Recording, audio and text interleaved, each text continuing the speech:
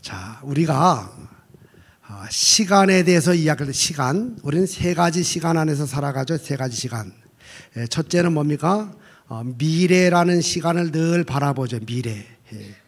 저에게도 미래의 시간이 있었고 또 지금도 있지만 여러분에게도 미래의 시간이 있었고 지금도 있죠.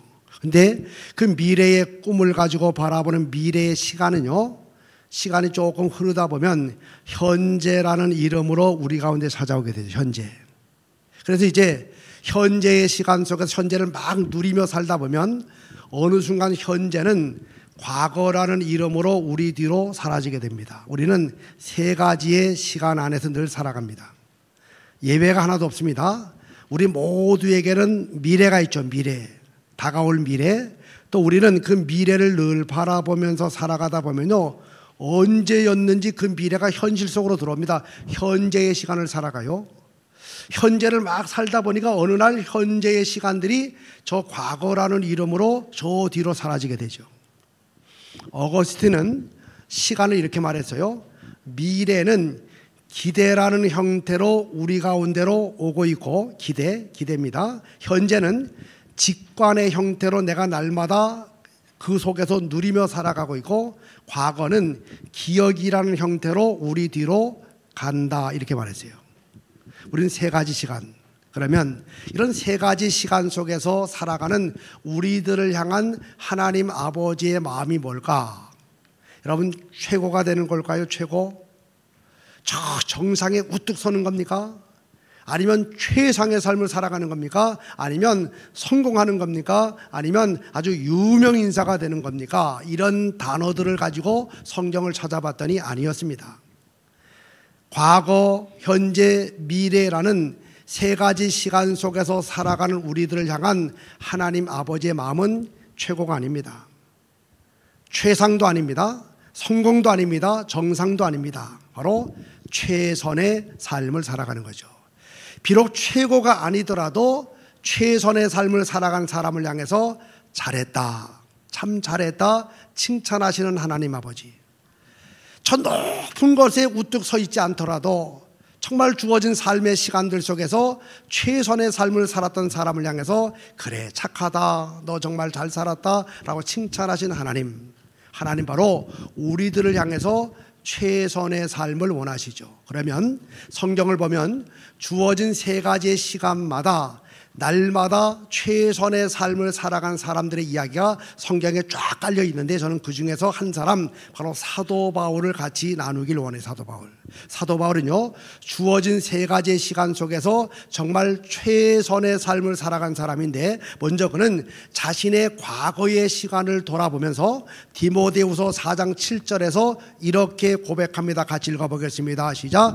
나는 선한 싸움을 싸우고 나의 달려갈 길을 마치고 믿음을 지켰으니, 바울은 자신의 과거의 삶을 돌아보면서 나는 세 가지의 최선을 다했다라고 말합니다. 첫 번째는 나는 선한 싸움을 싸웠다. 내 야망과 야욕을 이루기 위한 싸움이 아니라 선한 싸움, 그리스도의 복음을 전하기 위한 싸움, 진리를 전하기 위한 싸움, 영적 싸움에 나는 최선의 삶을 살아왔습니다 라고 고백하고 있고, 두 번째는요, 나의 달려갈 길을 마치고, 무슨 얘기입니까? 하나님이 내게 부여하신 사명을 완수하는 일에 나는 최선을 다했다라고 말합니다. 내게 주신 직분, 내게 주신 사명을 완수하는데 나는 최선을 다해서 달려갔다라고 말하고 있고, 또 한 가지는 나는 끝까지 나의 믿음을 지켰다. 믿음을 변질시키는 시대를 살아갔지만, 믿음을 타락하게 만드는 시대를 살아갔지만, 믿음을 저버리기를 강요받는 시대를 살아갔지만, 끝까지 믿음을 최고의 보배로 여기면서 끝까지 믿음을 지키는 일에 나는 최선을 다했다라고 고백하고 있습니다. 우리는 지금 이 시점에서 한번 사도 바울처럼 우리의 삶을 한번 돌아보십시오. 여기까지의 삶을 정리하면서 한번 돌아보세요. 과거를 돌아보세요. 나도 사도 바울처럼 이런 고백을 할 수가 있을까? 정말 진리를 전하기 위해서 영적 싸움에 나는 최선을 다했고, 주님이 내게 허락하신 모든 사명을 감수하는 데 나는 정말 감당하는 데 최선을 다했고, 그리고 끝까지 믿음을 지켜나가는, 그 믿음을 타락시키거나 변질시키지 아니하고 겉사람은 후피하지만 속사람이 날마다 새로워지게 되는 이 믿음을 지키는 일에 나는 최선을 다했는가? 우리도 언젠가 인생의 마지막 때가 올 것인데 과연 그때 나도 이런 고백을 할 수가 있을까? 바라기는 여러분들 다시 한번 이 말씀 앞에 서서 여러분 자신을 추스리면서 이제부터라도 그런 삶을 살아가심으로 인생의 마지막을 정리하는 그 시점이 되었을 때 사도 바울처럼 자신의 과거를 돌아보면서 나는 선한 싸움을 싸웠습니다. 사명의 길 끝까지 달려왔습니다.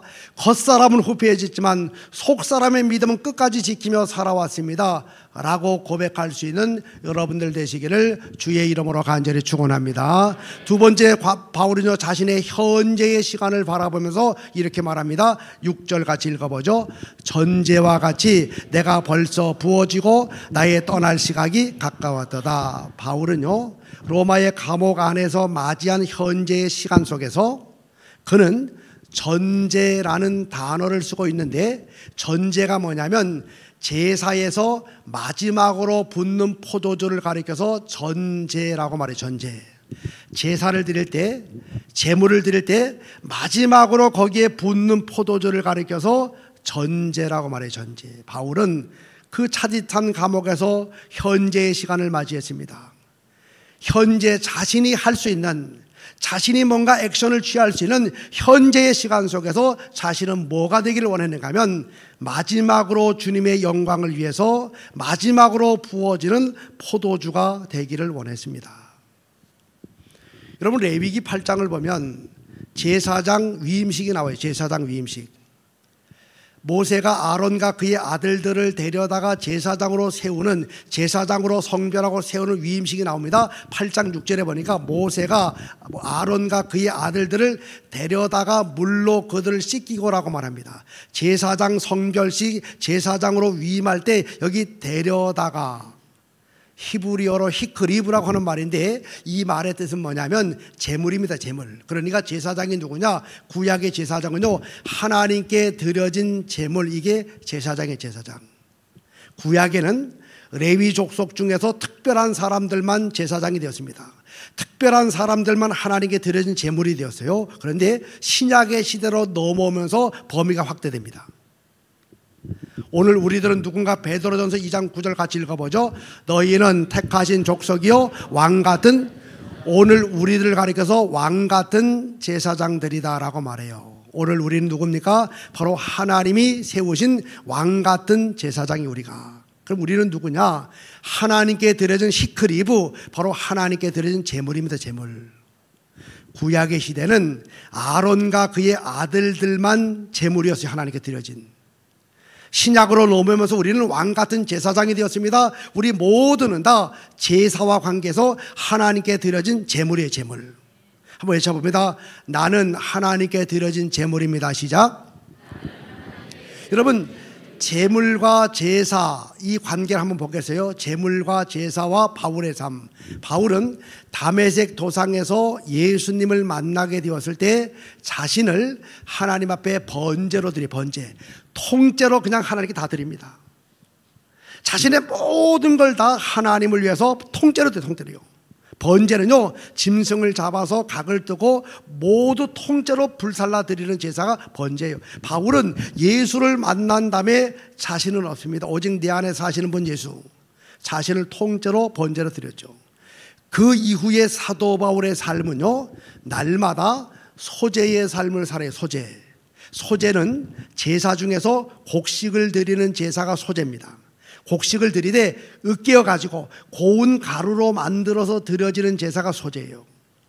예수를 만난 다음에 바울의 삶은 날마다 소제의 삶을 살아갑니다. 얻어 터지고 깨지고 너무 얻어맞아서 죽은 줄 알고 내다 버리게 되고 감옥에 들어가게 되고 온갖 핍박을 다 당하게 되는 그 곡식 알갱이가 고운 가루로 으깨지고 깨지고 깨지듯이 사도 바울의 평생의 삶은요 날마다 소제의 삶을 살았습니다.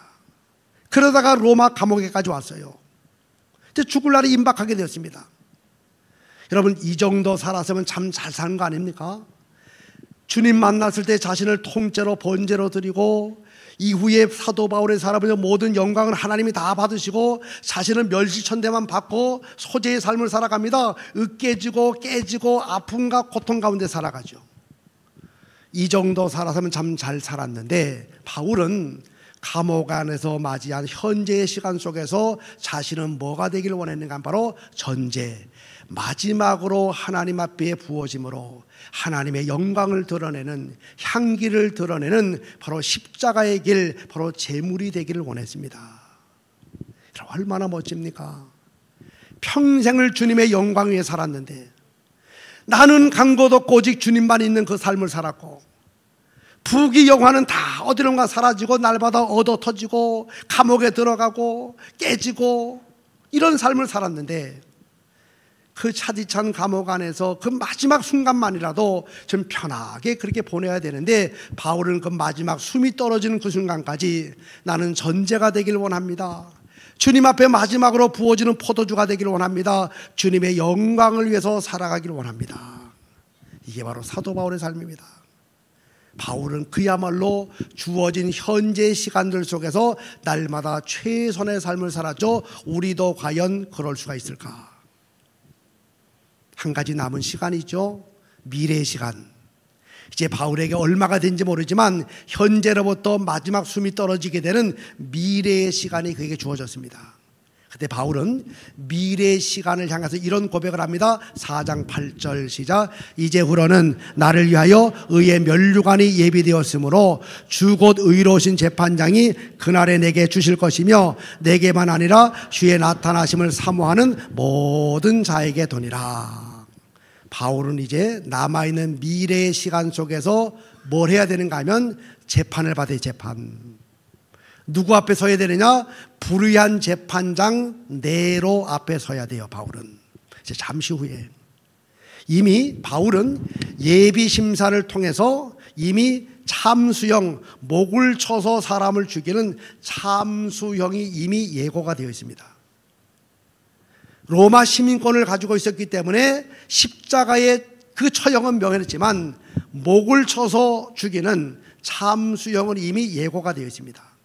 바울이 감옥 안에서 자신의 남은 미래 시간 속에서 남아있는 것이 목이 달아나서 죽는 참수형이 자신의 미래다. 여기까지만 생각했더라면 바울도 인간인데 얼마나 마음이 아프겠습니까? 내가 평생 주의 영광 위에 살아왔는데 내 인생의 마지막 남은 미래가 네로가 휘두르는 칼에 의해서 목이 떨어져 나가는 참수형의 모습을 가지고 내 인생의 마지막이 오다니 얼마나 섭섭하기도 하고 마음이 아팠겠습니까? 근데 바울은 여기까지만 알지 않았습니다. 또 한 번의 재판을 받아야 되는데 바로 의로우신 재판장 하나님 앞에 서야 됩니다. 하나님 앞에 서게 되면 하나님은 네로가 쳐버린 사도 바울의 머리를 다시 목에다가 붙여주시고, 그리고 그 머리에 하늘의 찬란한 면류관을 씌워주실 것이다. 그것을 바라보게 되었습니다. 네로야, 내 목을 쳐라. 그러면 하나님이 다시 붙여주실 것이고, 그리고 내 머리 위에 하늘의 찬란한 면류관을 씌워주실 것이다. 이런 자신의 모습을 생각하면서 감옥 안에서 마지막을 기다리는 그 사도 바울의 얼굴 표정이 어떠했을까? 제가 이모티콘을 통해서 찾아봤어요. 이겁니다. 이러지 않았을까요? 그래, 좋아. 그래. 네로야, 내 목을 쳐라. 하나님은 다시 붙여주실 것이고 내 머리에 하늘의 면류관을 씌워주실 것이다. 여러분, 나도 이렇게 되지 않겠습니까? 나의 과거를 바라볼 때 사도 바울처럼 현재 시간 속에서 마지막 숨이 끊어지는 그 순간까지 주의 영광에 살겠습니다. 미래를 바라보면서 하늘의 면류관, 그 상급을 바라보는 바로 이런 삶. 그렇다면 어떻게 사도 바울은 순간순간마다 생명을 다하는 최선의 삶을 살 수가 있었을까? 두 가지. 첫째는요, 바로 복음 때문에 복음. 우리 한번 사도행전 20장 24절 같이 읽어봅니다. 시작. 내가 달려갈 길과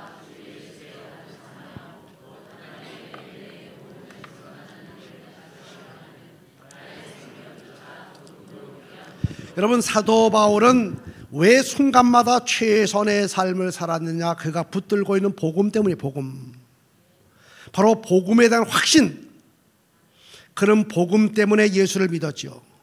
복음으로 더불어 살아왔습니다. 평생 동안 복음을 전하는 삶을 살아갑니다. 그는 늘 복음에 대한 확신을 가지고 살았어요. 그래서 그는 마지막 편지인 디모데 후서에서 디모데에게 마지막으로 편지를 보내면서 1장, 2장, 3장, 4장으로 되어 있는데, 여러분 디모데 후서를 보세요. 그 마지막 사도 바울의 편지 1장을 보게 되면 이렇게 말합니다. 바로 디모데에게 너는 복음을 지키라, 이렇게 지키라. 두 번째, 너는 복음을 위해서 고난도 받아라 라고 이야기합니다.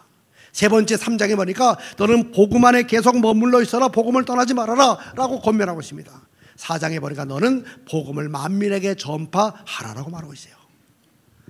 마지막 서신 디모데 후서는 온통 복음 이야기, 복음 이야기. 바울은 처음에 복음에 붙잡혔어요. 복음과 더불어 살아왔습니다. 끝까지 마지막까지 최선의 삶을 살았던 것은 바로 복음에 대한 확신, 복음. 그럼 복음이 뭘까? 복음. 여러분, 복음은요, 고린도전서 15장 3절로 4절을 보면 복음은 결국 이겁니다. 예수께서 우리를 위해서 십자가에서 달려 죽으셨다가 3일 만에 다시 살아나셨습니다. 바로 십자가와 부활, 그것이 바로 복음의 핵심, 복음의 핵심. 복음이 뭡니까? 여러 가지 설명이 가능하고 장황하게 설명할 수 있지만 핵심으로 말하게 되면요, 예수님의 십자가와 부활. 예수께서 나의 죄를 대속하기 위해서 십자가 지고 돌아가셨습니다. 근데 그분은 다시 3일 만에 다시 살아나셨습니다. 하나님의 아들이십니다. 바로 십자가 부활을 가리켜서 복음이라고 이야기하는데, 그럼 복음에 사도 바울이 왜 목숨을 걸었을까? 십자가와 부활 속에는 바로 하나님의 엄청난 능력이 있는데, 우리 로마서 1장 16절 같이 읽어봅니다. 시작. 이 복음은 모든 믿는 자에게 구원을 주시는 하나님의 능력이 됩니다. 여러분, 하나님의 능력은 복음 안에 온통 가득 채워져 있다는 사실 믿으시면 여러분들 아멘 하시기 바랍니다. 복음 안에는 하나님의 능력이 있어요. 이 복음의 능력은 한마디로 압축하게 되면 이겁니다. 인생의 가장 치명적인 죽음의 저주에서 해방시켜 준 것이 바로 복음이에요. 복음. 보세요. 우리 인간이요, 아담의 범죄 이후에 인간에게 죽음이 찾아왔는데, 죽음은 삼중적인 죽음으로 찾아옵니다. 세 가지 형태의 죽음으로 찾아왔어요. 아담과 하와의 선악과 범죄 사건 이후에 삼중적인 죽음의 저주가 찾아와요. 첫 번째는 뭡니까? 영적인 죽음입니다. 하나님의 형상을 잃어버림을 통해서, 바로 하나님의 형상이 떠나버림을 통해서 영적인 죽음, 하나님과의 관계 단절이죠. 바로 선악과 사건 통해서 하나님과 관계가 단절되는 영적인 죽음이 우리에게 찾아왔고, 두 번째는요, 육체적인 죽음. 본래 인간은 죽는 존재가 아닙니다. 영원히 사는 존재인데 죄의 삭수로 바로 죽음, 사망이 찾아왔죠. 그래서 우리 인간은 제한된 삶을 살아갑니다. 80세, 90세 혹은 100세가 되면요, 세상을 떠납니다. 우리의 육체와 영혼이 분리하게 되는 바로 육체의 죽음이 찾아옵니다. 누구도 예외 없이. 선악과 범죄 통해서 바로 우리에게는 이제 영원한 죽음이 찾아왔습니다. 지옥의 심판과 저주라는 것이 찾아오게 되었죠. 영적인 죽음, 육체적인 죽음, 영원한 죽음은 인간의 그 어떤 방법으로도 해결되지 않았습니다. 울어도 안 되고 애써도 안 되고 가지가지 방법을 써도요, 이 죽음의 문제는 해결되지 않았습니다. 영원한 숙제였습니다. 그래서 인간은 다 죄 가운데 태어나서 죄를 지으며 살다가 그 죄의 삭수로 저 죽어서 영원한 지옥 가는 존재가 되어버리고 말았죠. 바로 인간의 치명적인 문제가 뭡니까? 죽음이에요. 죽음보다 더 치명적인 거 없습니다.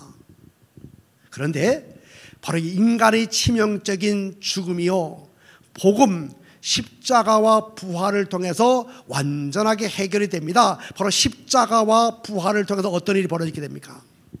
십자가를 지시고 돌아가셨죠. 그 십자가 예수를 믿기만 하면 우리는 다시 하나님과의 관계가 형성이 되면서 바로 영적인 생명이 다시 찾아오게 됩니다. 영적인 죽음의 문제가 바로 십자가 통해서 해결이 되었죠. 누구든지 십자가 예수를 믿기만 하면 바로 영적인 생명이 들어오게 됩니다. 하나님의 자녀가 됩니다. 하나님과 관계가 다시 형성이 됩니다. 바로 영적인 죽음에서부터 해결이 돼서 영적인 바로 생명의 주인공이 되고, 또 한 가지 하나님의 자녀가 되면요, 예수를 영접하면 이렇게 되죠. 죽어도 다시 사는 존재가 됩니다.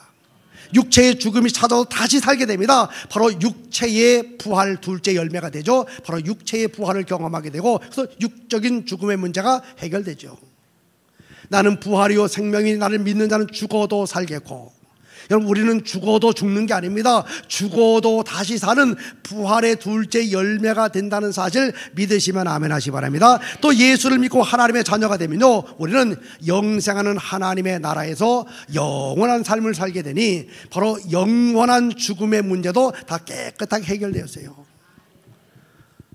영적인 죽음, 육체적인 죽음, 그리고 영원한 죽음은 복음, 예수 십자가와 부활을 통해서 완전히 해방되었으니, 십자가는 우리의 평생의 자랑, 평생의 의지의 대상, 평생의 기쁨이요 소망인 줄로 믿으시면 크게 아멘 하시기 바랍니다. 십자가, 죽음의 저주에서 해방됐죠. 십자가 복음 때문에 인생 모든 문제 다 해결된 겁니다. 바울이 그토록 수많은 시련과 어려움을 당하면서도 날마다 과거 속에서도 현재 미래를 돌아보면서도 최선의 삶을 살아간 것은, 그가 늘 붙들고 의지하며 살아가는 복음은 자신의 과거도 현재도 미래도 완벽하게 해결하게 되는, 바로 죽음의 저주로부터 해방시키는 인생 모든 문제의 완벽한 해결이 바로 십자가의 부활의 복음 속에 있었던 사실을 확신했기 때문에, 바라긴 여러분들, 저 십자가를 바라볼 적마다, 종탑에 높이 달린 십자가를 바라볼 적마다 십자가 앞에서는요, 입이 10,000개, 1,000개 있어도 할 말 없습니다. 만입이 4개 있어도 할 말 없어요. 오직 한마디, 한번 따라하면, 하나님, 나를 구원해 주셔서 감사합니다. 나를 인생의 모든 저주와 문제와 죽음으로부터 해결해 주셔서 감사하다. 나보다 감사의 노래만 부르시는 여러분들 되시기를 간절히 축원합니다. 그렇다면 이 복음의 능력을 누리기 위해서 크게 외쳐봅니다. 나는 죽었다. 시작. 항상 십자가 바라보고 말하세요. 나는 십자가에서 죽었습니다. 그 다음에 또 외쳐보죠. 나는 살았다. 시작. 어디서 살았어요? 예수님 안에서. 그래서 내 안에 사시는 분 예수. 나는 죽었어요. 내 옛사람 죽었습니다. 이제 내 안에 사시는 분 예수. 이제 나를 통해 나타나는 것은 예수 성품, 바로 예수. 그리고 우리가 이제 확신해야 되는 것은요, 예수 자랑의 삶을 늘 살아가시는데, 읽어볼까요? 그러나 시작. 그러나 내게는 우리 주 예수 그리스도의 십자가 외에 날마다 입만 열면 예수 자랑하고, 이제 지금부터 크게 외쳐봅니다. 인생, 우리 인생 시작. 우리 인생 최고의 가치는, 그죠, 최고의 가치는 복음, 가장 상위 가치는 복음이 복음, 십자가 부활. 또 읽어봅니다. 시작. 우리 인생 최대 목적도 복음. 나는 뭐 위해서 살아가며 복음 위해서 살아가. 또 읽어봅니다. 우리 인생 최상의 방법도 복음이 복음. 복음 하나면 충분하죠. 읽어봅니다. 시작. 복음이면 충분합니다. 옆 사람과 인사합니다. 십자가 하나면 충분합니다. 그래서 바울이요, 과거를 돌아보면서도 최선, 현재 속에서도 최선, 미래를 바라보면서 최선, 최선의 삶을 살아간 첫 번째 이유, 이 속에 있었던 복음, 예수 십자가, 예수 부활, 그 복음을 붙들고 살아가니까 겁날 것도 없고요, 아쉬울 것도 없습니다. 그러니 그 차디탄 감옥 안에서도 하나님을 찬양하고, 그 고난의 현장도 마다하지 않고 뚫고 들어가서 복음을 전하게 되고, 뻔히 거기 가서 복음 전하면 얻어 터지고 핍박당한 거 알면서도 또 찾아가서 예수 복음 전하게 되고, 복음은 그 영혼들도 살리고 나도 살리게 되고 영원히 살게 만드는 것이 바로 복음이라는 확신을 가졌기 때문에, 또 한 가지, 사도 바울이 왜 그런 자신의 삶 속에서 최선의 삶을 살았을까? 두 번째 이유는요, 바울에게는 셋째 하늘, 하나님의 나라가 분명하게 있었기 때문에 그렇습니다. 하나님 나라. 여러분, 하늘은 3가지가 있어요. 3가지. 첫째 하늘은요, 스카이. 새들과 또 비행기가 날아다니는 바로 대기권 하늘, 스카이. 우리 눈으로 볼 수 있는 하늘이 있어요. 이 스카이. 첫 번째 하늘입니다. 둘째 하늘은 스페이스, 우주 공간입니다. 해와 달과 별들이 달려있는 우주 공간, 기구를 통해서만 볼 수 있는, 지금 우주 전쟁이 벌어졌죠. 모든 세상의 관심은 우주입니다. 우주. 그런데 하늘은 또 하나가 있어요. 그 하늘은 뭐냐? 셋째 하늘, 바로 하나님의 나라. 하나님의 나라, 천국 하늘이 있는데, 어느 날 사도 바울은요, 고린도 교인들에게 자신의 신앙을 간증하면서 고린도 후서 12장 2절을 보면 자신을 가리켜 3인칭 대명사를 써가면서 자신의 이야기합니다. 우리 읽어보겠어요. 고린도 후서 12장 2절 시작. 그는 14년 전에 셋째 하늘에 이끌려 간 자라. 셋째 하늘, 하나님의 나라. 그 나라에서 주님을 만나고 영광의 보좌 앉으신 하나님을 만나게 되고 천군 천사를 보게 되고 믿음에 먼저 떠난 선진들을 바라보게 되고 셋째 하늘을 사도 바울은 경험하게 되었습니다. 그의 마음속에 늘 있었던 것은 바로 셋째 하늘. 첫째 하늘을 지나서 둘째 하늘을 지나서 셋째 하늘, 바로 하나님의 나라가 분명한 삶을 살았기 때문에, 분명했기 때문에 그는 날마다 최선의 삶을 살 수가 있었는데, 그래서 바울 서신 13권을 보세요.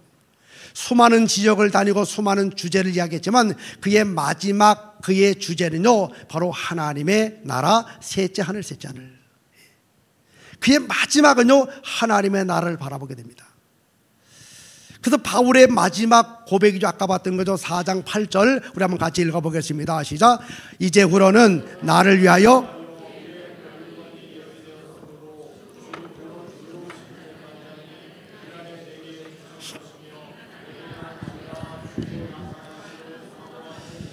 여러분, 사도 바울의 마지막 고백은 그날 하나님의 나라에서의 그날이고 면류관 아닌 면류관. 저는요, 이제 우리 신앙이 이젠 조금 달라져야 된다고 생각하는데, 뭐냐면 우리는요, 너무 이 세속주의의 영향을 받다 보니까, 그리고 이 경제 성장, 더 잘 살아보세, 이런 것들이 영향을 많이 받다 보니까 마치 이 세상에서의 삶이 다인 것처럼, 그러다 보니까 하늘나라가 어느 순간부터 많이 희미해졌습니다. 제가 교회 성장학을 가리키면서 나름대로 한국교회 부흥과 성장의 이 패턴 연구 한번 해봤습니다. 부흥사들의 역할 굉장히 커요. 한국교회 부흥 성장세에서 부흥사들의 역할이. 그리고 한국교회의 그 성장과 부흥에 있어서 부흥사들의 메시지 굉장히 중요합니다. 그런데 한국교회가 1980년대 중반에 정점을 1천만 시대에 정점을 찍고 정체를 가다가 약간씩 디클라인이 돼서 침체를 향해 가다가 코로나19 때 기름을 부어가지고 급속도로 쇠락하게 되는 이런 지경이 되어버리고 말았는데, 제가 가만히 보니까요, 한국교회가 더 이상 성장하지 않고 서서히 침체를 향해서 나가는 과정들 속에서 강단에서 사라진 설교 주제들을 제가 몇 가지 찾아냈습니다. 설교 주제들 사라진 거. 첫째는 회개라는 주제가 사라졌어요. 회개. 교인들 싫어한다고 막 회개하라 그 싫어한다고 사라졌어요. 두 번째, 전도의 주제가 점점 사라졌어요. 그래서 전도가 사라지면서 이렇게 말합니다. 이제는 들어온 교인들 관리를 잘하자. 그래서 제자훈련, 베델 성서 공부해가지고 교회 안에서의 프로그램이 왕성하게 일어났습니다. 1천만 시대까지 올라가니까 이제 막 더 이상, 그러니까 이제는 들어온 교인들 관리 잘하자 그래가지고요, 바깥이 아닙니다. 안으로 집중하다 보니까 뭐 제자훈련부터 해가지고요, 성서 연구해가지고 쫙 막 나타났습니다. 그래서 전도라는 주제가 점점점 사라졌어요. 그러면서 또 사라진 주제가 뭐냐?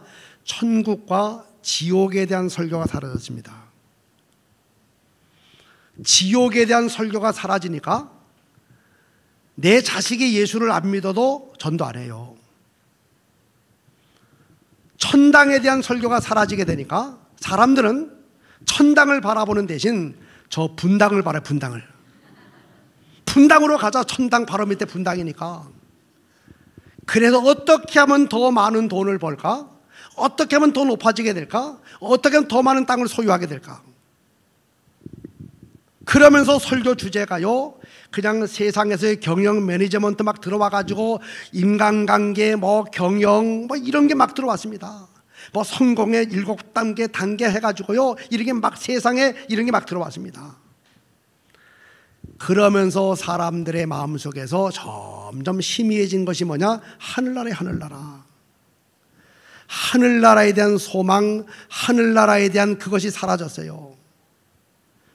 그것이 희미해지면서 신앙도 점점점 시시해졌습니다. 하늘나라가 시시해지니까 신앙도 같이 시시해졌어요. 마귀가 와가지고 손가락 하나만 까딱해도 그냥 넘어져 버려요. 자존심 그 뭐라고 하나만 딱 건드리면 바로 넘어집니다. 너무나 나약한 크리스천이 됐어요. 이제 우리가 다시 회복해야 되는 것은요, 바로 하늘나라 신앙을 다시 회복하고, 다시 말하면 면류관 신앙을 다시 회복해야 되는데, 여러분 성경을 보면 면류관에 대한 말씀이 의외로 많습니다. 우리가 이야기 잘 안 해서 그렇죠.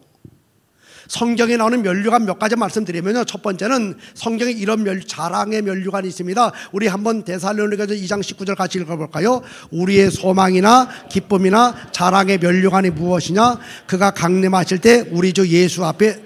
여러분, 자랑의 면류관은 누구에게 주느냐? 바로 전도자의 삶을 살아간 사람에게 최고의 면류관 중에 하나인 자랑의 면류관 주신다 그랬습니다. 어찌 보면 순교의 면류관이 가장 귀하겠지만 지금은 순교의 시대가 아닙니다. 순교의 시대가 아니기 때문에 그런 시대 속에서 최고의 면류관은 바로 자랑의 면류관, 바로 전도한 사람에게 주시는 면류관. 우리 옆 사람을 축복하세요. 자랑의 면류관의 주인공 되시기 바랍니다. 시작. 두 번째는 어떤 면류관이 있는가 하면 생명의 면류관입니다. 요한계시록 2장 10절 시작. 내가 죽도록 충성하라 그리하면 내가 생명의 면류관은요, 주어진 자리에서 헌신, 봉사, 충성의 삶을 살아가는 사람들. 저는 우리 교회도 이렇게 바라볼 때 우리 교회 안에서 헌신하고 봉사하고 충성하는 분들, 가장 이름도 없고 빛도 없어요. 누가 알아주지도 않아요. 저 지하의 중보기도실에 들어가가지고요, 그냥 소리를 질러가면서 교회 기도 제목 가지고, 교인들이 제출한 기도 제목 가지고 기도하시는 분들, 정말 이름도 없고 빛도 없습니다. 누가 알아주지도 않습니다. 남들이 오지 않는 시간에 미리 와가지고 교회를 쓸고 닦고 청소하고 아름답게 갖고 오는 사람들 얼마나 많은지 몰라요. 저는 그분들을 바라볼 때 얼마나 감사한지 모릅니다. 그러면서 그런 가사가 생각납니다. 우리 복음서가 가사에 그런 가사 있잖아요. 주님이 알아주시면 족하리. 사람이 알아주지 않아도 괜찮습니다. 주님이 알아주시면 됩니다. 그럼 묵묵하게 헌신하고 봉사하고 사명 감당하고 충성하는 사람에게 하나님은 반드시 생명의 면류관을 주신다 그랬는데, 그 면류관의 주인공들 모두가 되시기를 간절히 축원합니다. 세 번째는요, 영광의 면류관은 누구에게 주시느냐? 베드로전서 5장 3절 4절 시작. 양 맡은 자들에게 주장하는 자세를 하지 말고 양무리의 본이 되라. 그래야 목자 자기 나타나실 때에 시들지 아니하는. 여러분, 영광의 면류관은 누구에게 주느냐? 본이 되는 삶을 살아가는 사람들. 저는 이제 우리 교회도 역사도 오래되고 해서 그런지 몰라도 원로 장로님들도 꽤 많고 시무 장로님들도 꽤 많습니다. 원로 장로님들이 16분인가 17분 계셔요. 원로 장로님. 제가 이제 원로 장로님들 위해서 기도할 때, 개인적으로 기도하거나 기도할 적마다 신방을 가서 기도할 때 꼭 빼먹지 않고 기도하는 게 있어요. 기도 이겁니다. 하나님, 우리 장로님 4분 현직에 계실 때 정말 앞에서 열심히 일했습니다. 이제는 원로가 되어서 현직에서 떠났지만 바라기는 두 분이 손을 꼭 붙들고 저 천국을 향해서 걸어가는 뒷모습이 참으로 아름다운 장로님, 권사님 되게 하여 주옵소서. 이런 기도하게 돼요. 뒷모습이 아름다운. 아이들은 부모의 등판을 보고 배운다는 말이 있습니다. 신앙의 초보 사람들은요, 신앙의 그 중직자들, 권사님들, 장로님들의 뒷모습을 보고 따라가고 배우는 겁니다. 우리는 신앙생활하면서 정말 선한 영향을 끼칠 수 있는, 저는 이제 목회를 한 37년 하면서요, 제가 부목사를 했을 때에 지금도 기억이 나는, 지금도 정말 존경하고 싶은, 물론 하늘나라 일찍 가셨지만 그런 장로님이 계셔요. 제가 부목사를 갔을 때 30대 초반이었습니다. 저희 할아버지 뻘 되시는 장로님이 계셨어요. 제천시 교육장도 하시고 이제 선생님 출신이십니다. 시 교육장까지 하셨는데, 이 홍 장로님이라는 분이 계셔요. 나이로 봐서는 아버지보다 훨씬 많은 할아버지 같은 분이셔요. 그런데 얼마나 제게요, 다 늘 허리를 숙이시고 머리를 숙이시고 제가 몸둘 바를 모를 정도로 얼마나 겸손하시고 한 번도 그냥 말을 조금이라도 하대하는 법이 없고요. 자세가 흐트러지는 법이 없습니다. 저한테만 그러는 게 아니에요. 그래서 저는 그 모습을 보면서 너무 평신도 장로님 중에 너무 귀감이 되시는 분이시다. 정말 마음속에 존경이 되고 또 흠모했던 그런 분이십니다. 우리는요 정말 젊은 사람들 또 신앙이 어린 사람들에게 정말 선한 영향을 끼칠 수 있는 좋은 모델이 되어서 많은 교인들의 입에서 나도 저 장로님처럼 신앙생활 해야지, 나도 저 권사님처럼 신앙생활 할 거야, 아름다운 본을 보이는 귀한 삶을 살아가시다가 주님 나라 가게 되었을 때 영광의 면류관 모두 받으시는 여러분들 되시기를 간절히 축원합니다. 네 번째는요, 의의 면류관. 오늘 본문에 나오죠. 읽어봅니다. 시작. 나는 선한 싸움을 싸우고 나의 달려갈 길을 마치고 믿음을 지켰으니 이제 후로는 나를 위하여 바로 주어진 사명의 자리에서 최선의 삶을 살았던 사람에게 하나님은 의의 면류관을 주시겠다라고 말씀하고 있고, 마지막 하나만 더 말씀드릴게요. 영화로운 면류관은 바로 어떤 사람에게 주는가 하면 모든 영광 하나님께, 모든 영광. 한번 크게 여쭤봅니다. 하나님이 하셨습니다. 시작. 내가 다 한 것 같아도 늘 입을 열어서 하나님이 하셨습니다. 또 외쳐봅니다. 하나님의 은혜입니다. 그래서 이거죠. 하나님이 하셨습니다. 하나님의 은혜입니다. 모든 거 하나님 감사합니다. 이렇게. 이런 사람에게 하나님이 영화로운 면류관을 주시겠다. 제 핸드폰 맨 앞에 제가 라틴어로 써놨어요. 솔리데오 글로리아, 글로리아. 오직 하나님께만 영광. 저도 늘 그런 삶을 살기를 원합니다. 하나님 제가 한 거 아닙니다. 하나님이 하셨습니다. 이렇게. 그런 사람에게 하나님은 영화로운 면류관을 주시겠다 그랬는데, 여러분 바라기는 옆 사람에게 축복하세요. 면류관의 주인공 되시기 바랍니다. 시작. 제가 이제 이야기를 세 가지를 하면서 오늘 말씀을 쭉 정리해 나갈게요. 자, 이야기 셋. 우리 교회는 해외에 교회 건축을 많이 합니다. 우리 교회는 이제 아실지 모르겠지만, 우리는 처음엔 제가 우리 은평 뉴타운의 새성전을 건축을 하면서 제 마음속에 가졌던 생각은 건축비의 11조를 떼서 11조 교회를 국내 어딘가 한번 세워보자, 이런 마음이 있었어요. 그래서 우리가 이제 건축을 이제 다 계획을 하며 진행하면서 제가 장로님들께 이 말씀을 드렸어요. 그래서 우리가 건축 예산, 건축비의 10분의 1을 떼어서 그만큼의 돈을 들고 국내 어딘가에 우리 개척교회 하나 세우자. 근데 그때 건축비가 126억인가 뭐 그래요. 그러니까 12억을 떼야 되니까 그래요. 그때 우리 교인들이 막 각종 헌금도 많이 하고 은행 융자도 막 많이 받았을 때거든요. 장로님 한 분이 그럽니다. 목사님 그 뜻은 참 좋은데 우리가 지금 융자 받아가지고 빚내가지고 하고 있는데 12억을 또 융자를 받으면 좀 무리가 될 것 같으니까 그건 좀 다음에 했으면 좋겠습니다. 그래요.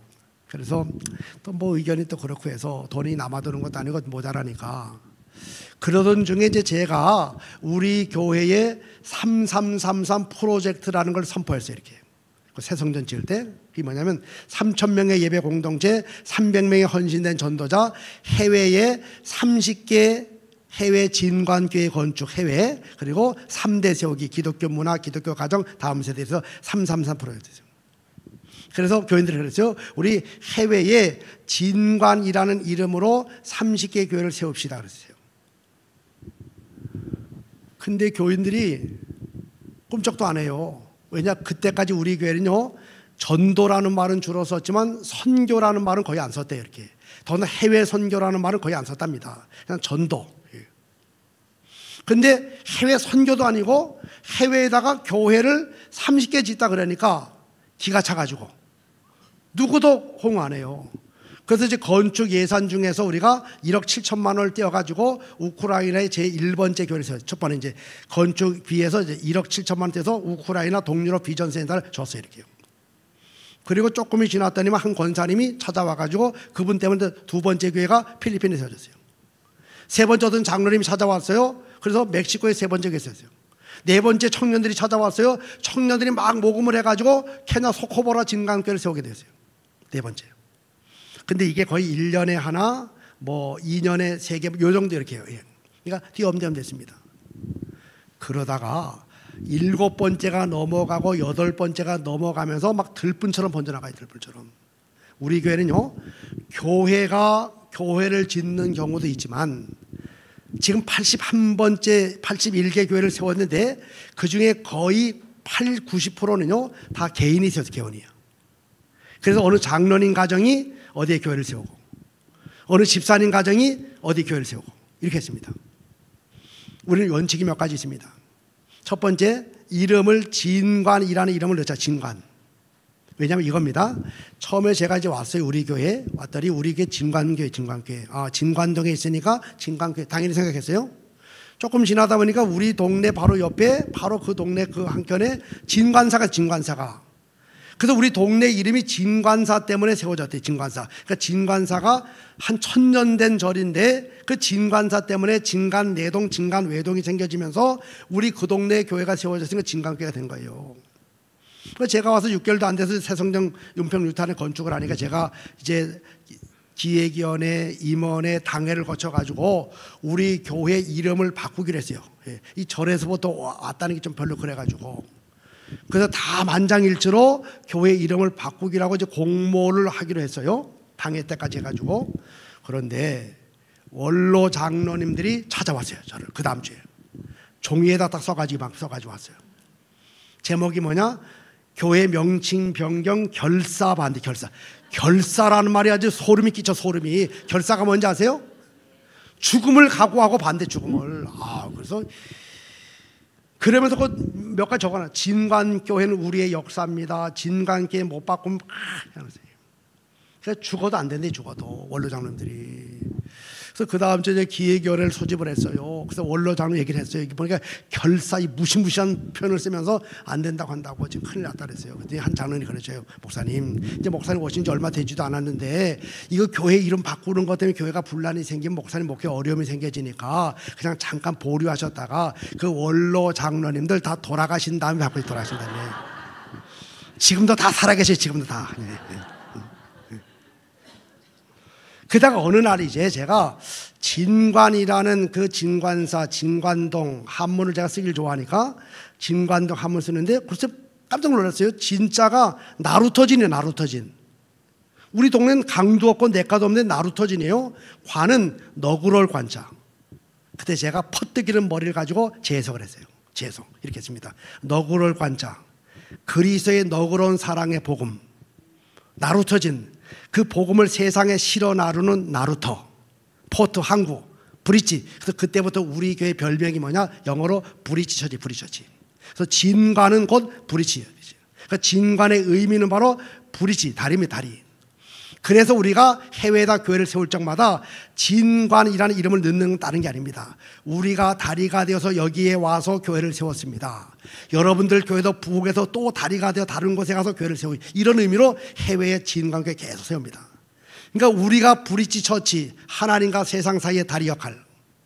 그들도 브릿지. 그래서 해외에 81개 이 브릿지 처치가 세워지고 있고요. 그리고 또 한 가지는 우리는 그냥 교회를 세우는 게 아니라 땅은 그들이 사야 돼요. 그들이요. 땅은 현지인들이 마련하고 교인들도 있어야 돼요. 가정교회라도. 그 터 위에다가 우리가 최소한 3천만 원에서 4천, 5천, 많으면 7천까지 들여가지고 예배당을 제일 잘 지어줍니다. 그 지역의 랜드마크가 되게. 허름하게 지어주지 않고 땅은 이미 그들이 기부를 했어요. 누가 도네이션 하든지 아니면 땅을 자기들이 마련했습니다. 거기에 3천, 4천만 원 들여가지고 예배당을 아프리카, 동남아시아에 지어주니까 얼마나 예쁜지 몰라요. 그리고 봉헌 예배 딱 드리고 가서 봉헌 예배 드린 다음에 다 전체 이양을 합니다. 모든 소유권은 다 그들에게 줘요. 미국에서 선교사들이 들어와가지고 교회를 지은 다음에 다 우리에게 주지 않았습니까? 똑같이 다 줘요. 예. 그렇게 했더니 81개 교회가 다 부흥하고 성장하게 되었어요. 그 교회들마다 사연이 얼마나 많은지 모릅니다. 교회들마다. 어떤 분은요, 암 수술을 받은 다음에 고침받았죠. 수술이 잘 됐습니다. 암 보험금이 나왔어요. 그 보험금 중에 3천만 원을 떼가지고 우리 선교사 나가 있는 케냐에다가 교회를 지게 돼요. 어떤 분은요, 80이 넘으신 권사님은 10년 동안 모았던 통장을 다 가져와. 통장이만큼. 아들들한테 받았던 10만 원, 20만 원 찍혀있는 통장 다 가져왔어요. 그래서 마지막에 찍혀있던 통장 딱 가지고 와가지고 교회 세워줘. 10년 만에. 그래서 베트남에 교회를 세우게 되고. 제가 목회를 하면서 보니까요, 너무 안 좋았던 게 뭐냐면, 장례가 벌어지게 되었을 때, 교인들이 장례가 벌어지게 되었을 때 마지막에 그 조의금 배분하는 과정에서 형제들끼리 다퉈가서 원수가 되는 과정을 제가 몇 가정 봤습니다. 야, 무섭더라고요. 이건 우리 거다 해가지고 그 마지막에 조의금 나누는 과정에서 서로 원수가 되어가지고 평생을 안 봐요. 제가 몇 가정 봤습니다. 우리 어머님이 평생을 신앙생활 하시다가 이제 마지막에 요양원에 가셨어요. 점점 몸이 이제 안 좋아지실 때 제가 형제들을 모았습니다. 그랬어요. 그 얘기하면서 우리 어머님이 이제 곧 세상을 떠나 하늘나라 가실 텐데, 어쩌다 보니까 우리 어머님이 코작해서 비행기 타고 가본 게 제주도밖에 없어요. 해외를 모시고 가고 싶었는데 비행기를 못 타신다 그래서 제주도도 억지로 모시고 갈 정도. 제가 그랬습니다. 우리 어머님 돌아가시면 조의금이 얼마가 들어오든 간에 다 처리한 다음에 남은 거 가지고 해외 어딘가에 어머니 이름으로 우리 어머님 기념 예배당을 세우자라고 얘기했더니 우리 오남매 형제들 다 동의했어요. 그 돌아가셨어요. 장례를 다 치른 다음에 남은 금액이 한 5천만 원 남았습니다. 태국에 4,500만 원을 보내가지고 우리 어머니 모친 기념 예배당 세웠어요. 그리고 형제들이 작년 재작년에요. 작년에 바로 형제들 시간 되는 사람들이 다 그때 거기 가서 봉헌 예배 드려요. 봉헌 예배. 우리 가정처럼 이런 사연들이 얼마나 많은지 몰라요. 제가 지금 책을 쓰고 있습니다. 당당 뉴스에 제가 연재하고 있어요. 진광교 해외교회 이야기, 스토리가 있는, 그래서 다 이야기가 있고 스토리가 있고 사연이 있는 그 이야기들 제가 책 2권을 지금 편집하고 있습니다. 어느 권사님이 말레이시아 조호바로라고 하는 곳에 예배당을 세웠어요. 어떤 장로님이 말레이시아 조호바로 지역에 예배당을 세웠고 우리 선교팀을 구성해서 봉헌 예배 드리러 갔습니다. 봉헌 예배 드린 다음에 계획은요, 싱가포르, 조호바로, 말레이시아 문화 탐방하면서 여행을 하다 돌아오는 게 그날 계획이에요. 그때 같이 갔어요. 그래서 봉헌 예배 잘 드렸습니다. 그 다음날 아침이 되어서 이제 그때부터 이제 조호바로 관광하고 이제 싱가포르에 바로 넘어갈 수 있거든요. 이제 관광하는 거 이렇게요. 근데 아침에 우리 선임 부목사가 전화가 왔어요. 저한테, 목사님, 아무개 권사님이 지금 췌장암 말기였었는데 목사님을 그렇게 보고 싶었는데 저를요. 40대 중반의 남자 권사님이신데 췌장암 말기였습니다. 그래서 제가 이 싱가포르 조호바로 오기 전에 한 주일 전에 신촌 세브란스 병원에 가서 신방을 했어요. 한 주 전에. 근데 이분이요, 또 제가 보고 싶대. 담임 목사님 보고 싶다고. 제가 이제 목회적인 결단을 해야 돼요. 보통 해외 나간 경우에 장례가 벌어지게 되면 우리는 담당 부목사들이 장례를 잘 치러주고 저는 해외에서 전화 한 통화 정도 하게 되면 다 끝이 납니다. 다 이해가 돼요. 지금도 그럴 수 있어요. 해외 나왔으니까. 근데 양이 세상을 떠나기 전에 목자인 나를 보고 싶어 한다. 제가 그랬습니다. 일행들에게 양해를 구했어요. 저는 오늘 밤에 비행기표를 바꾸고 한국에 돌아가려고 합니다. 남으신 분들 남은 일정 잘 소화하시고 오시라고 양해를 구하고 한국에 연락한 다음에 제가 비행기를 바꿨어요. 그래서 싱가포르 창이 공항에서 이제 그날 밤 비행기를 타고도 아침에 인천공항에 떨어졌어요.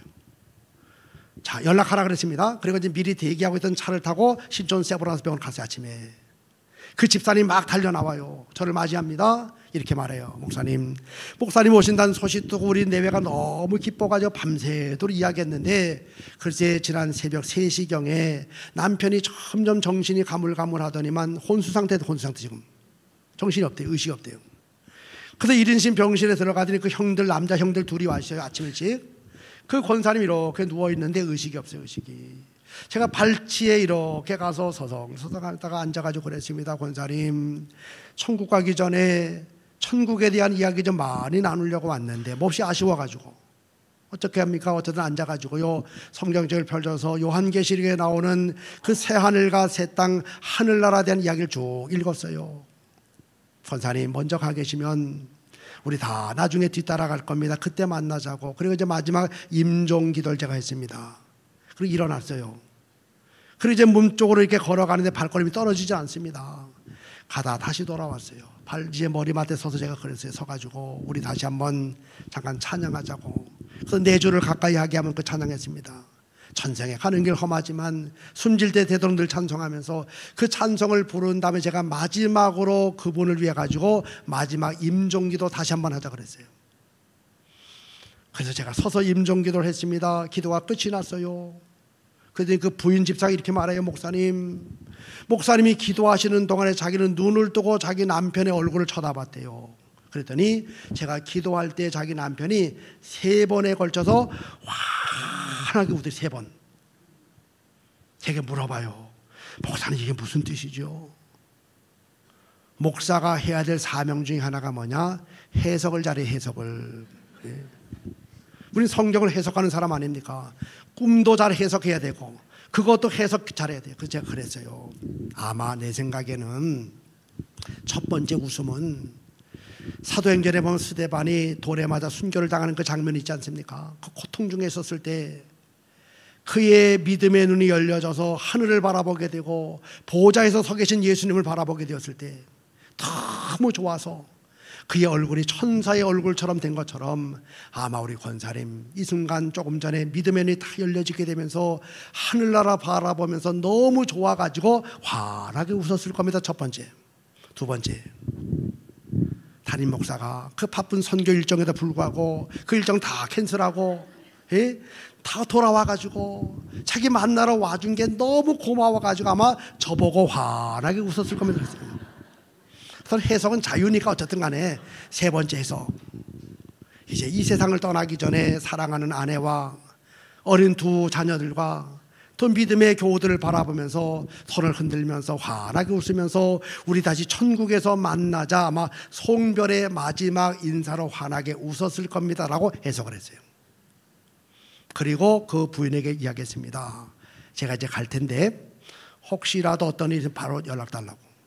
제가 이제 문을 나와가지고 차를 타고 집을 향해 갑니다. 15분쯤 되었을 때 연락이 왔어요. 그 부인 집사님이. 목사님, 제 남편 아주 편안한 모습으로 금방 하늘나라로 갔습니다. 교회 광고하고 장례를 잘 치러드렸습니다. 주일날이 되었어요. 그 부인 집사님이 목양실에 왔습니다. 예배 전에 인사하려고. 그래서 고맙다고 연사한 다음에 제게 봉투를 2개 내밀 봉투를. 이게 뭡니까 했더니 하나는 감상금. 누구의 감상금인가 이겁니다. 제가 돌아온다는 이야기를 듣고 자기 부인과 그 남편 권사님이 이런저런 얘기를 하다가 새벽 2시쯤 됐을 때 그 남편 권사가 부인 집사님 그러더래요. 여보, 내가 지금부터 불러주는 말을 좀 적어놨다가 이번 돌아오는 주일날 자기 이름으로 감사 헌금을 해달라고 그러더래요. 그거예요. 이 세상을 떠나기 전 이 세상에 있을 때 40대 중반의 나이에 췌장암 말기로 세상을 떠났던 그 권사님의 이 세상에서의 마지막 감사의 내용은 뭔가 이겁니다. 2가지예요. 하나님, 나를 죄악에서 구원해서 하나님의 자녀 삼아 주신 거 감사합니다. 또 한 가지, 나에게 영원히 살 수 있는 영생하는 천국을 주셔서 감사합니다. 40대 중반에 인쇄업을 하던 사람인데 40대 중반의 나이에 세상을 떠나면서도 사랑하는 아내와 2 아이들을 두고 떠나는 그 권사님, 그에게는 천국, 하나님의 나라가 있었기 때문에 그는 절망하지 아니하고 그의 마지막 감사는 바로 하늘나라에 대한 감사를 남기고 하늘나라 갔습니다. 봉투를 또 하나 내밀어요. 이건 뭡니까 그랬더니 목사님 이번에 장례를 치르는데 조의금이 너무 많이 왔습니다. 우리를 인쇄업을 하다 보니까 남들 가지도 못했는데 그때 많은 교인들이 와가지고 조의금을 해줬는데 너무 많습니다. 우리가 형편이 넉넉해서 그런 건 아니고요. 이거 쓸 수 없어서 이 중에 3천만 원을 우리가 수표로 제가 받고 왔는데 이거 우리 케냐에 있는 선교사님에게 보내드려서 우리 남편의 이름으로 예배당 하나 건축해달라고 헌금한 거 이렇게요. 그래서 제가요 그걸 우리 선교사님에 보냈어요. 예배당이 지어졌습니다. 가까운 나라는 우리 교인들과 더불어 가지만 케냐라든지 뭐 남미 뭐 남아공 이런 먼 나라는 제 아내와 둘이 갑니다. 그래서 봉헌 예배 드려서 사진을 찍고 영상을 찍어서 편집을 해서 교인들 보여줘야 되니까 갔어요. 케냐 보통 봉헌 예배 기본은 5시간, 5시간. 예. 여러분 예배 길다고 얘기하지 마세요. 예. 케냐에 가면요 알아듣지도 못하는 말로 찬양으로 하는데 기본이 5시간, 5시간. 얼마나 덥습니까 거기. 나는 거기서요 예배 드리다가 진땀 난다라는 말을 실감해. 진땀 진짜 끈적끈적한 땀이나 이렇게. 예. 더군다나 케냐 교회는 영국 감리교의 유산을 이어받았기 때문에요 가운을 다요. 가운을 목회자가 그 더운 나라에서 가운, 바람도 안 통한 가운을 입어요. 성찬합니다. 아주 죽을 지경이 죽을 지경. 제가 올 4월달 5월달에 이제 안식년 맞이해서 이제 다니면서 봉헌 예배 드리다가 케냐에 있는 그 한 곳에서 봉헌 예배 드렸어요. 근데 감독회장이 바뀌었어요 거기에. 근데 감독회장이 이제 이 나이로비에서 우리 이제 교회 세운 때까지 메루라는 지역까지 한 차로 한 4시간 정도 걸리는데 우리는 미리 전날 와가지고 기다리고 있었어요. 감독회장 전임 감독은 그렇게 할 사람인데 새로 되신 분은 무슨 배짱인지 자기 아침에 오게 돼. 아침에. 그래서 8시 반에 시작을 할 테니까 준비하고 있으래요. 그러니 예의상요 8시에 가서 기다렸죠. 그런데 알고 봤더니요 이분이 안 오는 거예요 계속해서. 그래서 몇 시간 만에 왔는가 하면요 11시에 왔어요. 11시에 3시간을 기다리는데 아주 진짜 속이 막 부글부글 끓어요. 우리 선교사만 아니면 당장 그만두고 가고 싶어 그냥. 아니 어떻게 이렇게 외국의 손님들을 오라 그러놓고 이럴 수가 있을까 막 화도 나고. 근데 케냐 교인들은요 더운데 막 3시간 기다리는 막 계속 춤추고 난리가 났어요. 이렇게 어쨌든 왔어요. 와가지고 보통 우리 같은 경우는 앞에 3시간 기다리겠으니까 5시간 예배를 좀 줄여서 한 2시간만 드리잖아요. 5시간 다 드려. 5시간 8시간 최고의 기록 같은. 그래서 제가 속으로 그랬어요. 이제 다시는 내가 케냐 안 온다 이제. 근데 또 갑니다. 또 가요. 예. 우리 케냐 15개 세웠어요. 15개 제일 많이 세웠습니다. 그래서 이제 케냐에서 이제 하는데요 이제 내가 설교하는 시간이 되었습니다. 나가서 그랬어요. 여러분 이 교회 예배당이 어떻게 세워준 줄 아십니까 하면서 그 권사님 가정 얘기를 쭉 했어요. 췌장암이 걸려서 이 세상 떠나기 전 마지막 감사가 하늘나라였고 그런 남편을 먼저 하늘나라 보낸 다음에 그 부인이 장례 비용으로 들어온 것 중에서 일부를 떼어가지고 여기에 예배당을 세웠습니다. 하늘나라 소망을 가진 한 권사님, 그런 권사님과 함께 하늘나라 소망을 역시 가진 한 집사님, 그 가정에 의해서 이 교회가 세워지게 되었다고. 그랬더니 그렇게 해맑던 케냐인들의 눈에서 닭똥 같은 눈물이 막 흘러 이렇게. 담임 목사가 나와서 답사하는 시간이 되었습니다. 이 교회가 이렇게 세워진 줄 몰랐다고. 그러면서 막 울면서요 우리도 그 권사님의 유지를 잘 받들어 가지고 우리도 복음을 전하고 또 다른 곳에 다리가 되어서 생명의 복음을 전하겠다고 하늘나라 선포하겠다고. 40대 중반의 세상을 떠난 그 남편 얼마나 힘듭니까? 그런 남편을 먼저 보내고 2 아이와 더불어 살아가야 될 그 집사님 얼마나 힘듭니까? 근데 그분이 지금도 좋은 신앙을 가지고 살아가는 이유는 한 가지입니다. 하늘나라 그곳에 가서 만나게 될 자기 남편, 그 영광의 하나님의 나라 때문에 힘들고 어려워도 얼마나 활발하게 멋지게 신앙생활하면서 지금도 살아가고 있는지 모릅니다. 하늘나라가 분명하면 신앙은 확실해지게 됩니다. 하늘나라가 희미하면 신앙도 희미해지게 되어 있어요.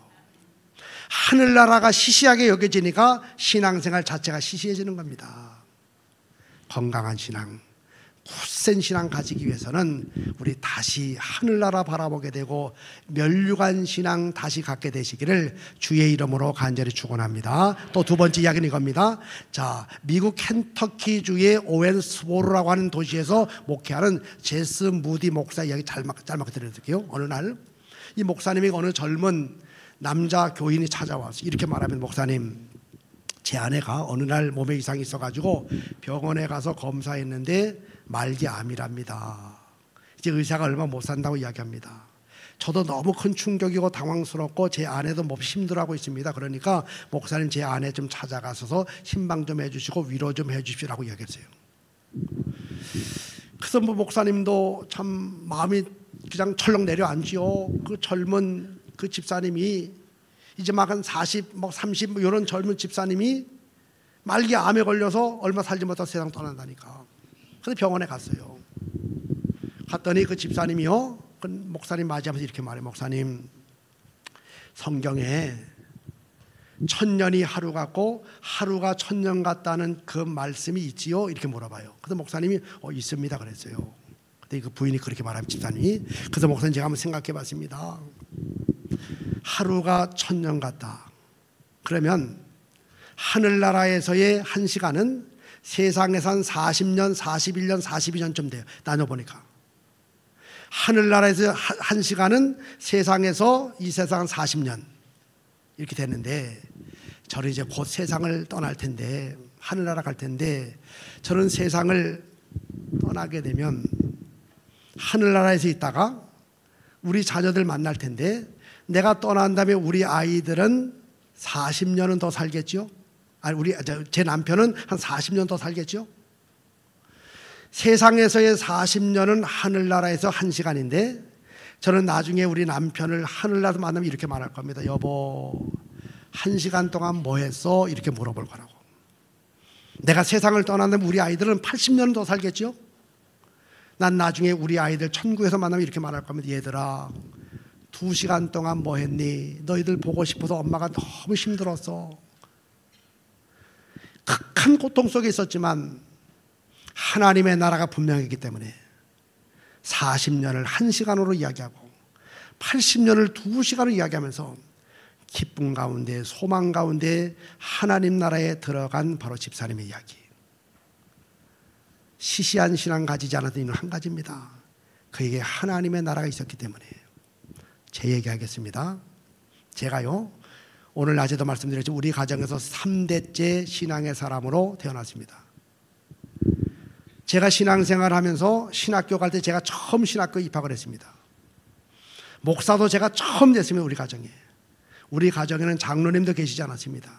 우리 어머님 권사님이 제일 계급으로 말하면 높아요. 이렇게 권사님이세요. 누구도 장로님도 계시지 않고 또 신앙생활 제대로 하는 사람도 다른 쪽에 없었어요. 그때 목회를 하면서 제가 어느 날 정말 내가 하나님 앞에 부름을 받고 목회를 하는데 어떤 목회할까? 그때 내가 결심한 게 뭐냐면 최선의 목사로 살아가고, 최선, 최고가 아니더라도, 최상은 아니더라도, 정상에 서 있지 않더라도 정말 최선의 목사로 살아간다면 하나님이 나중에 나를 만났을 때 칭찬하지 않겠네. 그래서 그때부터 나의 단어는 늘 최선이 최선. 그러면서 제가 3가지 단어를 붙잡았어요. 바로 열왕기하 24장 5절에 나오는 3가지 단어 같이 읽어봅니다. 시작. 여호야김의 남은 사적과 행한 모든 일은 유다왕 역대 지략에 기록되지 아니하였느냐? 여호야김이 그의 조상들과 함께 잠에 그의 아들 여호야긴이 대신하여, 3가지 단어는 뭐냐? 기록된다, 잔다, 죽음이죠. 대신 3가지 단어 붙잡았습니다. 첫째는요, 기록.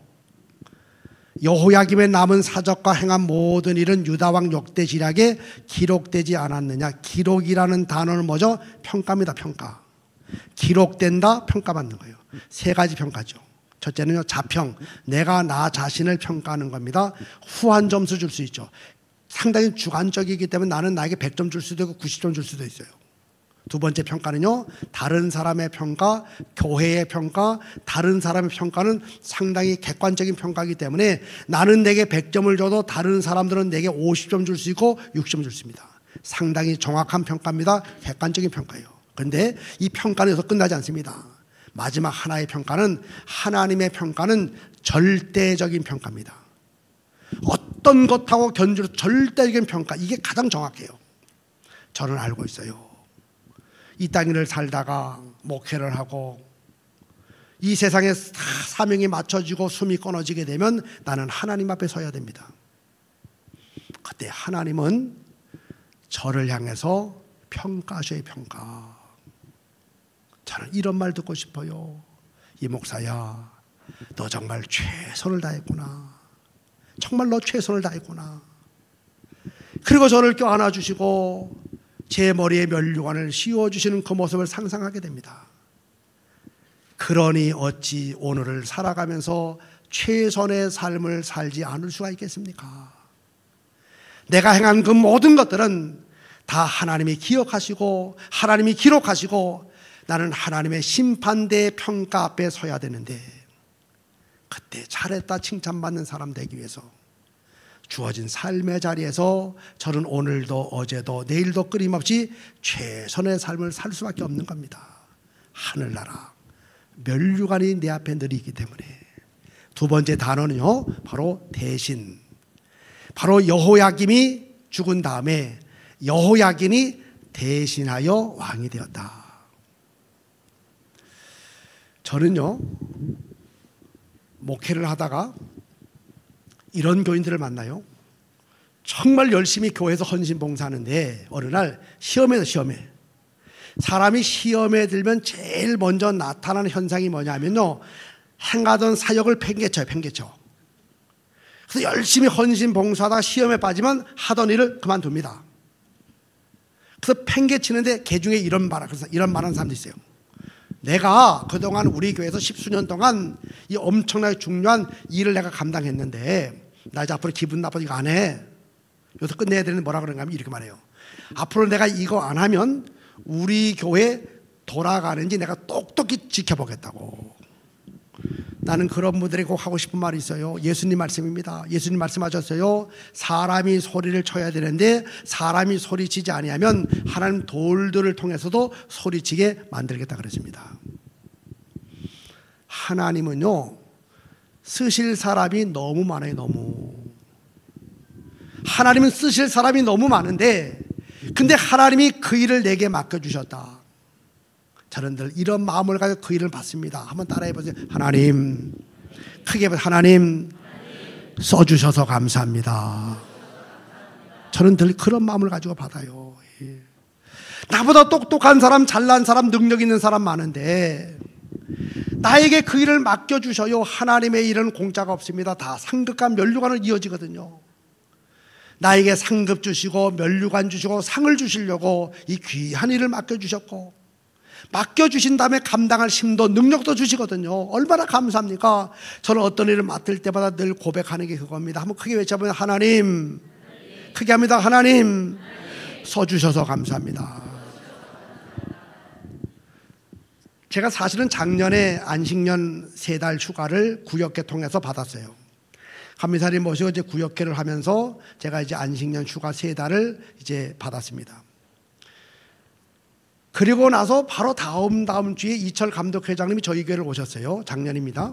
1월 달에 하는 얘기가, 이 목사님, 작년에요, 올해가 하디 선교사 120주년 되는 해인데 10년 단위로 감리교는 110주년 행사 한번 했고 이제 두 번째로 120주년 10년 단위로 해야 되는데 저보고 준비위원장을 맡아달래요.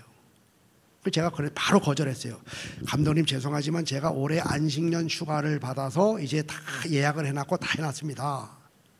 그랬더니 이철 감독회장님이요, 안식년은 내년에도 가면 되는데 안 된대요. 예. 제가 비행기표 그 싼 거로 하는 바람에 다 날라가 한 500만 원 손해봐요. 진관께서 무슨 500만 원이 뭐가 문제가 되냐요. 말이 안 통해.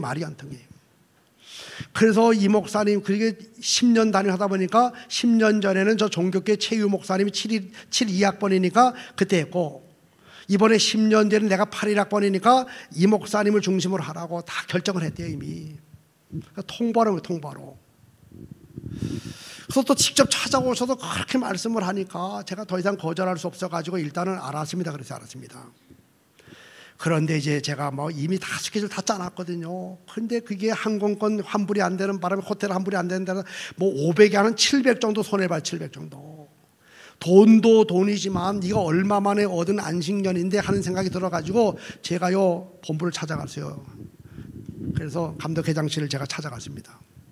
찾아갈 때 명분이 있어요. 명분. 그래서 무슨 명분을 가지고 얘기할까 하다가 제일 좋은 게 그거더라고요. 건강. 얼마 전에 의사가 그래요. 의사가 저한테 충고한 게 한 가지 있어요. 목사님 너무 무리하면 안 됩니다. 그래서 너무 무리하면 면역력이 떨어지면 면역력이 때문에 별게 다 생겨지는데, 그래서 면역력이 중요하다 그래가지고 제가 이제 그걸 얘기해요. 제가요 의사한테 갔더니 면역력이 이미 많이 떨어졌다고. 예. 나도 빠져나가야 되니까.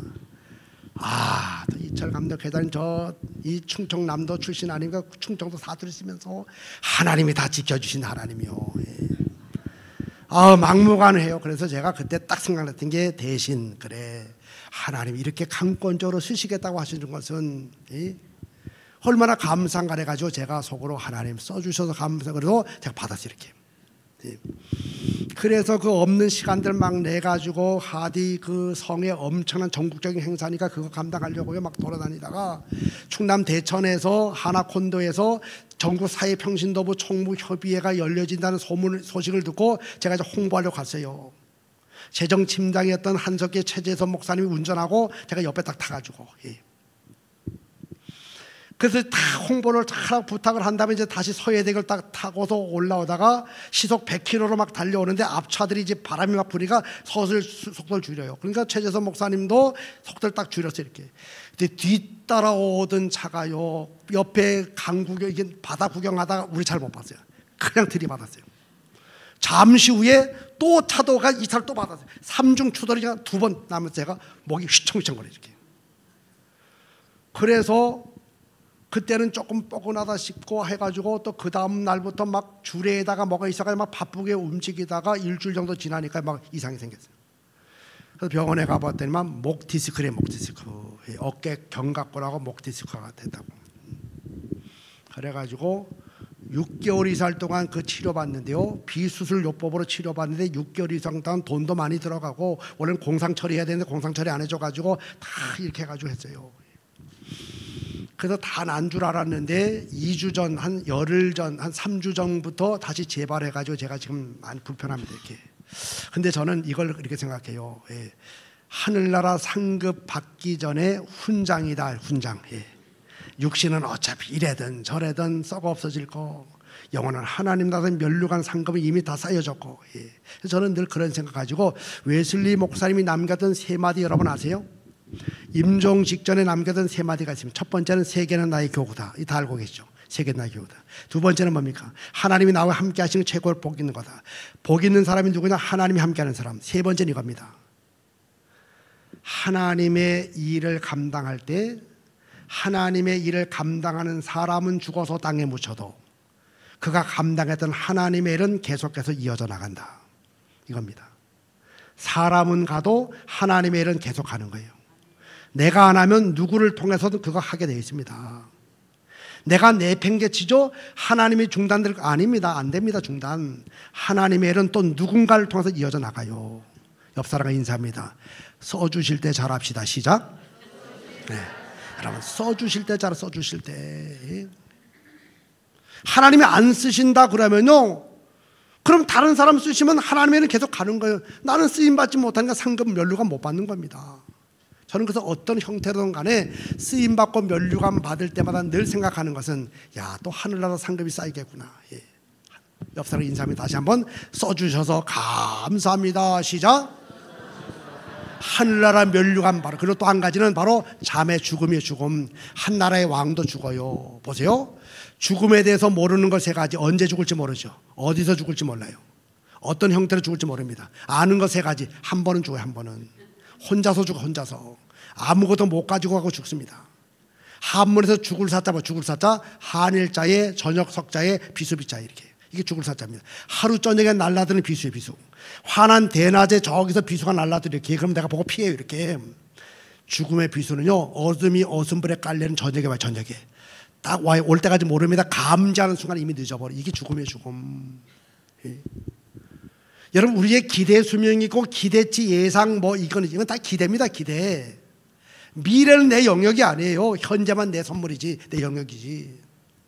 여러분 언젠가는 우리에게 인생의 마지막이 옵니다.